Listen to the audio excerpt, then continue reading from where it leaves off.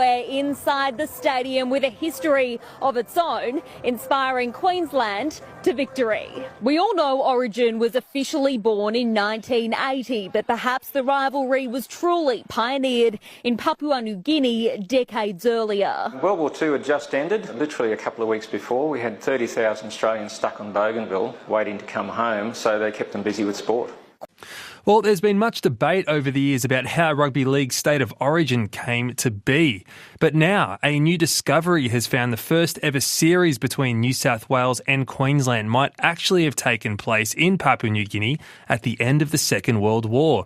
The trophy from that series, a Japanese naval shell with handles either side, has been rediscovered at a Brisbane Army Museum. And that very trophy will be on display when Game 2 of this year's State of Origin kicks off tonight in Melbourne. To find out more, I'm joined by Rugby League historian David Middleton. David, welcome to the program. Good morning, Kyle. Now, take us back to the beginning, because this is an amazing discovery. How did it come about, and how long was this trophy sitting in a Brisbane museum?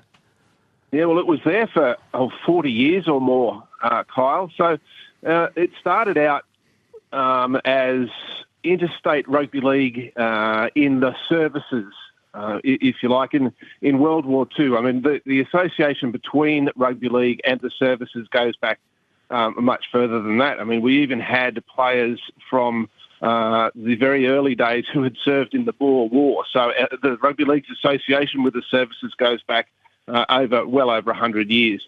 In World War II, there were services games played on an interstate basis, but generally between battalions where the battalions were based.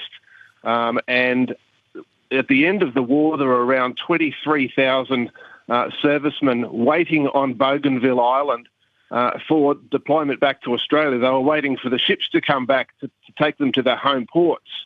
Now, during this time, there was a lot of time for rest and recreation, and the soldiers engaged in a lot of different sporting activities in cricket and Australian rules, but also in rugby league.